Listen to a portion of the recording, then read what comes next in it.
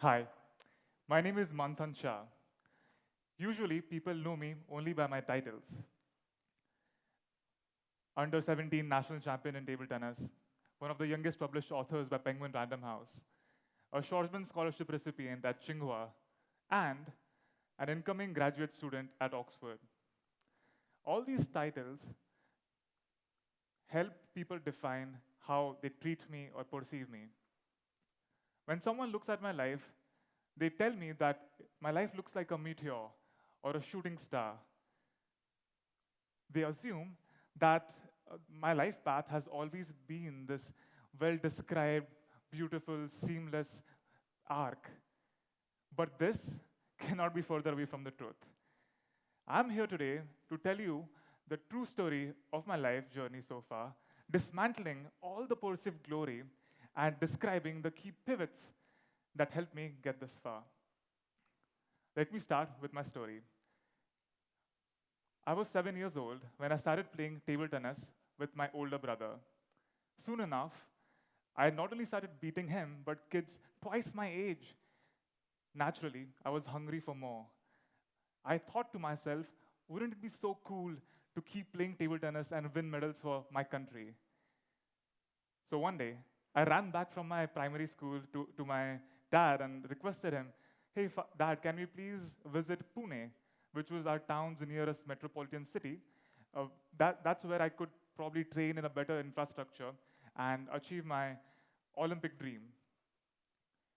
We went for a 1 week program, which turned into a month, then to 1 year, and then to 8 years.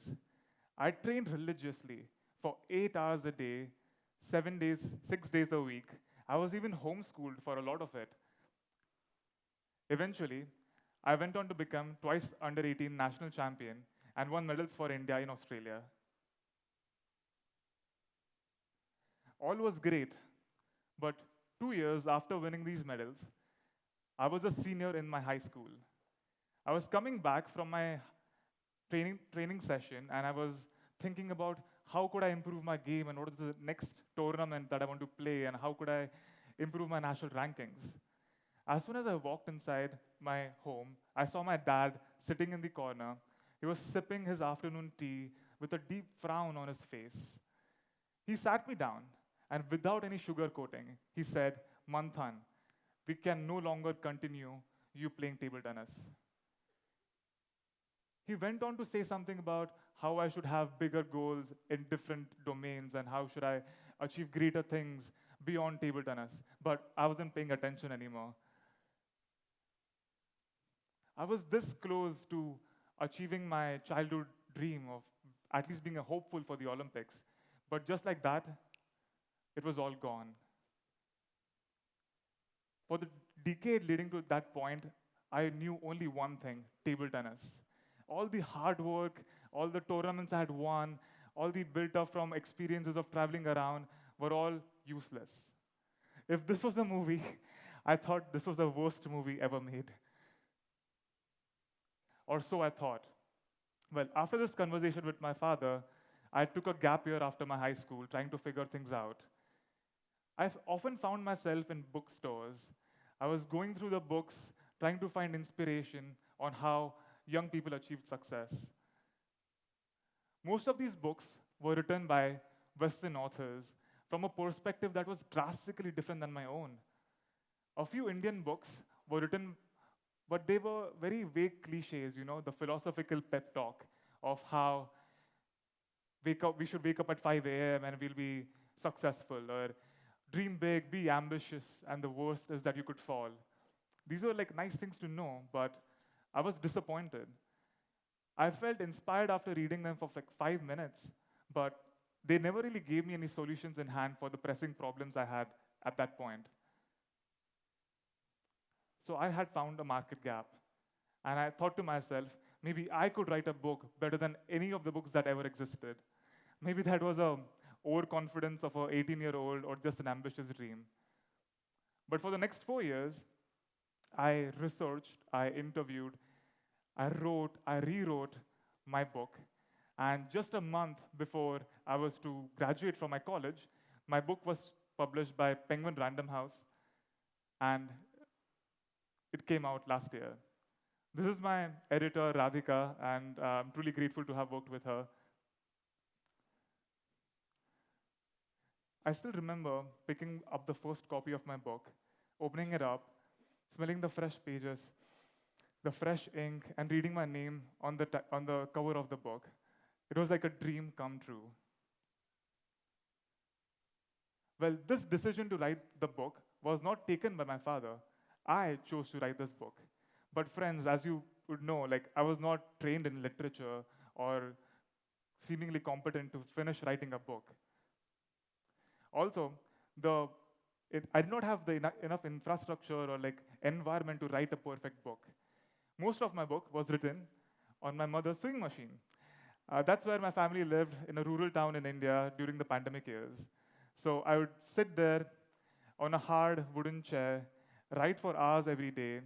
I still remember the, the, the thickness of the chair, my backache, the smell of the rusted wood, and the iron. One of these days, when I finished writing for like a 6-hour streak, I got up from my chair. It was 2 in the morning, and I looked outside my farm. It was peacefully quiet. I poured myself a cup of hot tea, and I realized something. And that's what I want to share with you all today. I realized that writing this book was actually not too different than training for table tennis. The 6 to 10 hours of sitting and writing every day for months at end reminded me of a very familiar feeling, the zone that I used to get into while I used to play table tennis for all those years. The endurance to pain and the perseverance that I learned from hitting thousands of balls every day reminded me or helped me sit on that hard chair and endure through the backache when I was writing my chapters and actually rewriting my chapters.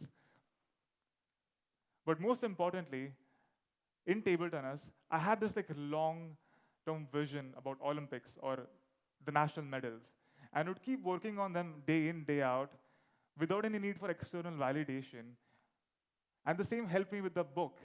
For the longest time, I had no idea if the book will materialize into anything. I just kept going at it. So why am I telling you all of this today? In my interview stage of the book, and generally talking to everyone for inspiration, I found out the importance of pivoting. Sometimes in life, we are forced to pivot, to choose a new dream. The decision to move on from table tennis was made by my father. He asked me to give it up and move on and find a new goal. I was devastated at that point, but in retrospect, it makes sense. I probably wouldn't have made it, given the infrastructure and the external circumstances. But this is far too common also in our own lives. Sometimes we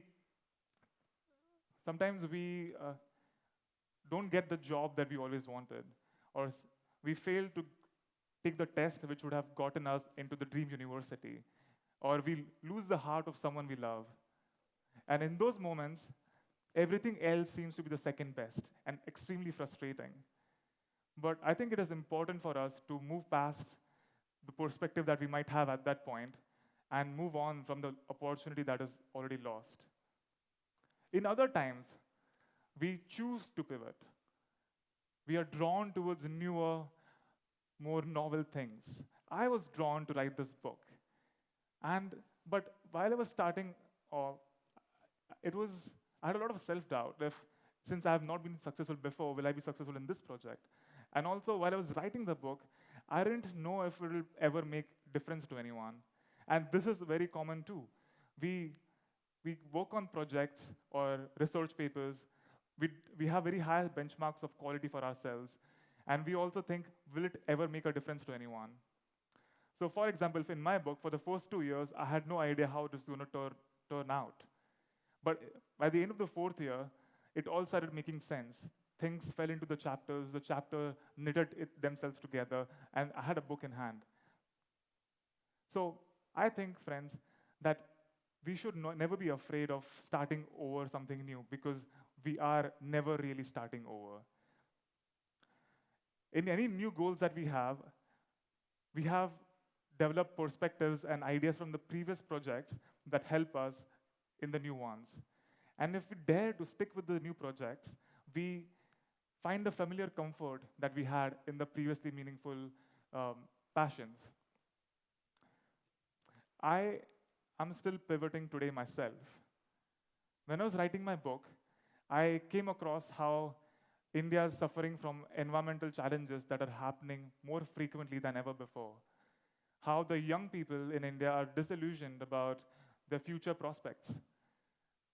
I found a call which was bigger than myself and my community of people. And so I chose to help in my country's development, not only in the socio-economic aspects, but also the environmental ones. This brings me to the last point. What do you think these stars mean to you? To me, they mean achievement. And every time we are on the path towards achieving something and we pivot and move on to achieving something else, we feel that we are starting from square one. We feel that we need to start putting in all the efforts and all the time all over again.